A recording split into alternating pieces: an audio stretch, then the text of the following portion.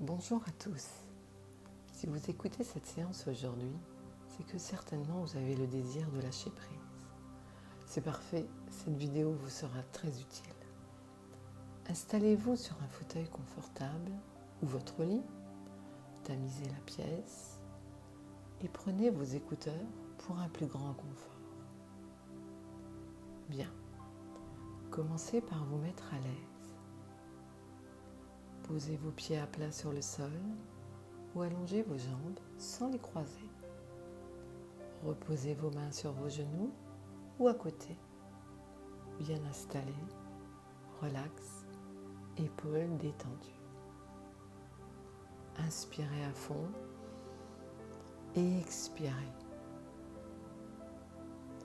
Inspirez à fond, bloquez et expirez.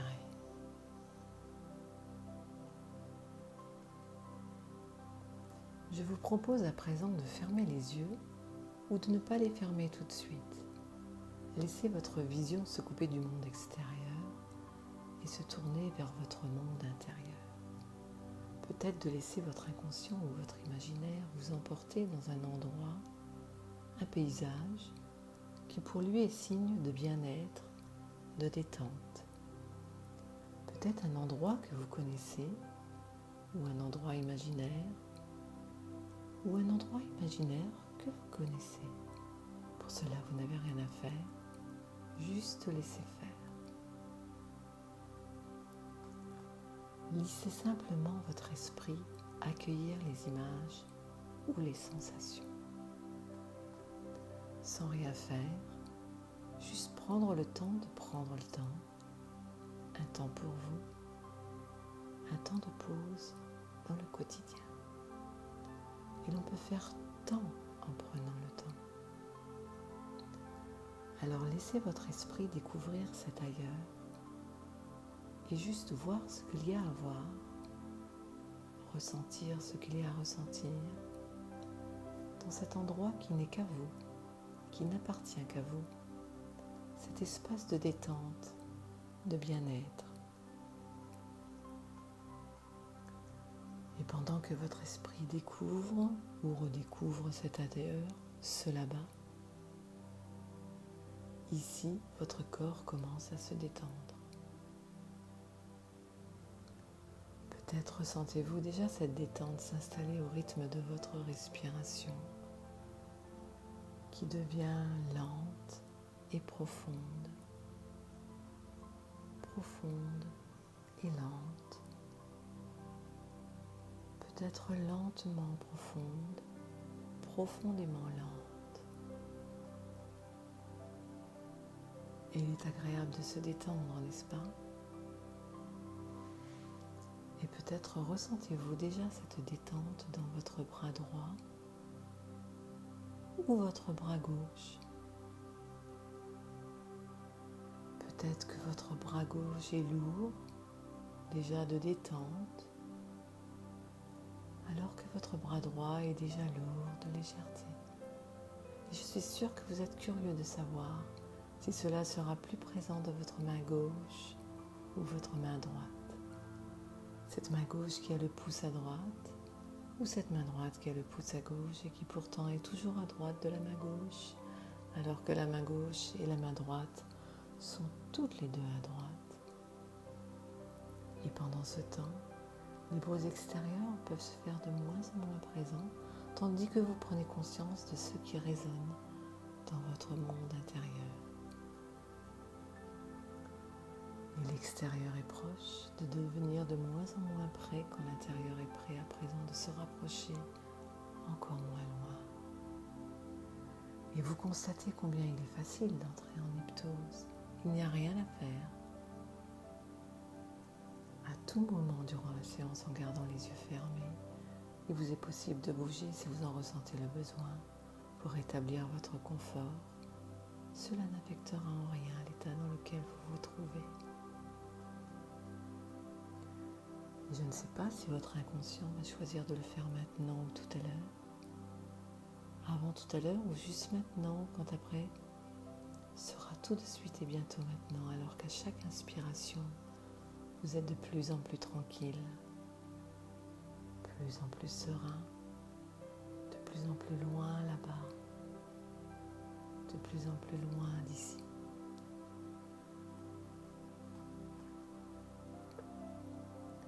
Alors que votre inconscient vous emmène de plus en plus loin là-bas, ici s'éloigne et vous constatez que vous pouvez oublier de m'écouter, car ce que fait votre esprit conscient maintenant est sans importance. Car si votre esprit conscient oublie d'entendre votre esprit inconscient, lui écoute, entend et est attentif, de plus en plus attentif à chaque mot, chaque son et au rythme de ma voix, il vous installe sereinement dans un doux repos hypnotique au bord de l'endormissement. Et je vais doucement, lentement compter de 5 à 1. À chaque chiffre, vous vous installerez encore plus profondément dans cet espace de sérénité et de paix intérieure. 5, de plus en plus tranquille, de plus en plus serein. 10 fois plus profondément profond. 4, 3, vous pénétrez doucement dans cette zone de bien-être. 2, 1, vous vivez un état de détente profonde et lente. Il me vient en tête une légende que m'a racontée un ami un jour que nous marchions au bord d'une jolie rivière qui coulait paisiblement dans une très vieille forêt, un matin de printemps, à l'aube. Cette légende racontait l'histoire d'Éliade, une fée des eaux qui passait son temps à prendre un grand soin de son petit coin de rivière. Éliade était très organisée, peut-être trop, ou dire des autres habitants de ce lieu, dans lequel la magie opérait à chaque instant. Dès qu'un oiseau se posait sur la berge, elle se dépêchait d'aller ramasser une plume qui éventuellement pouvait tomber du volatile. Lorsqu'une grenouille sautait dans l'eau, elle volait aussitôt pour voir si cette dernière n'avait pas besoin d'aide. Elle allait même jusqu'à remettre les feuilles des arbres à leur place après un coup de vent.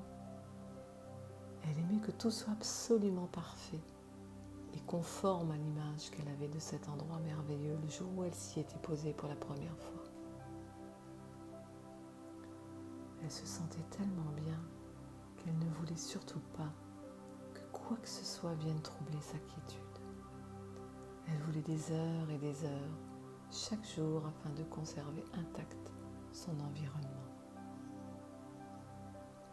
Chaque soir, l'épuisement était tel qu'elle devait vite regagner le logis qu'elle s'était aménagé au creux de ce vieux saule pleureur dont les branches caressaient l'eau.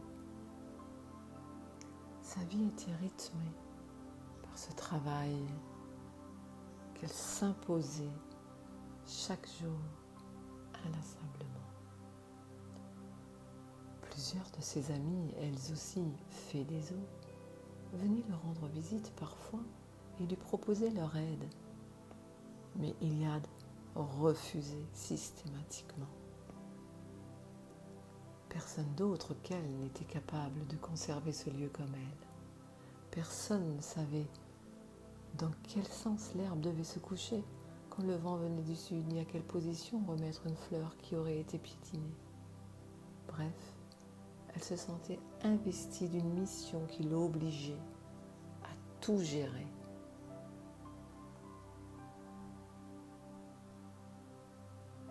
C'était bien dommage, parce qu'elle s'empêchait de vivre à une certaine insouciance.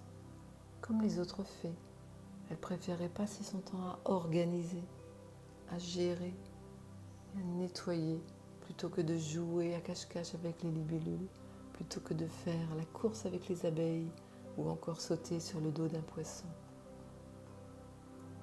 Ses amis trouvaient ça triste pour elle, mais Iliade ne voulait rien entendre.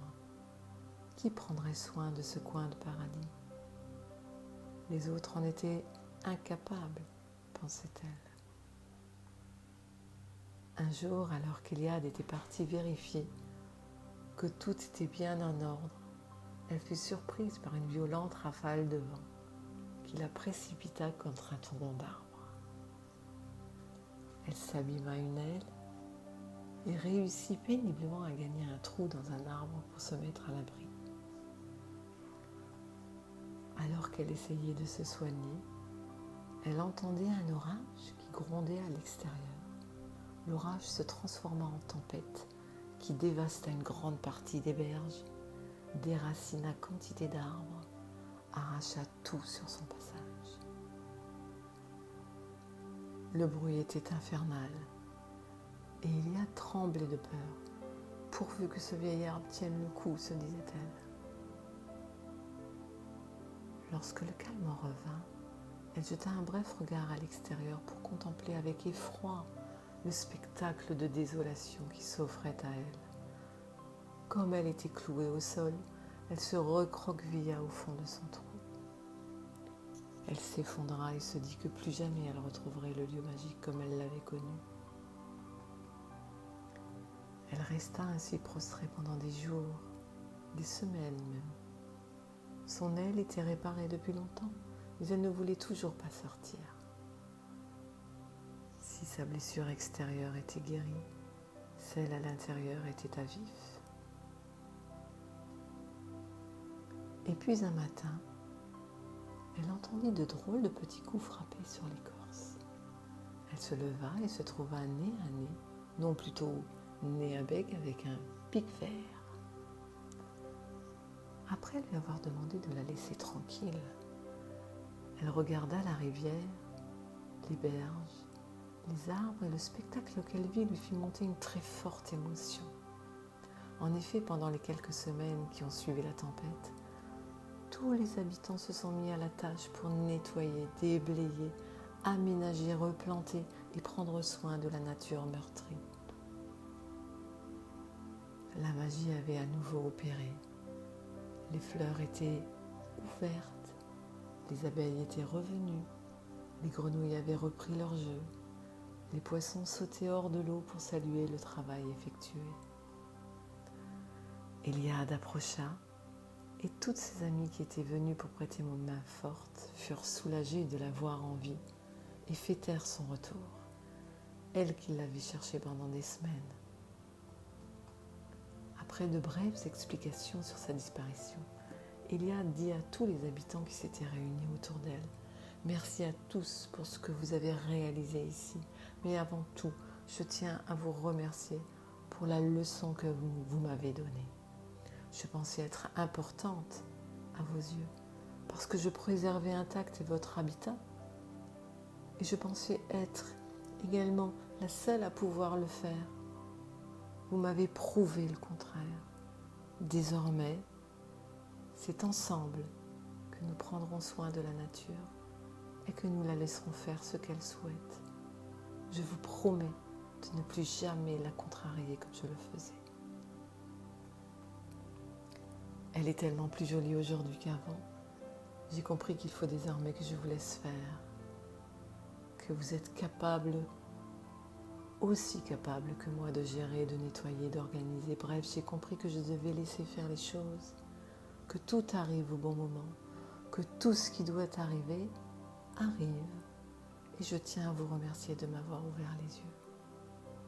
La légende raconte qu'une grande fête fut donnée en l'honneur de l'esprit de la nature et que pour une fois, Eliade y participa sans aucune arrière-pensée. Elle s'amusa, dansa avec une libellule, sauta de poisson en poisson pour traverser la rivière et se rendit compte que finalement, c'était ça, le vrai bonheur.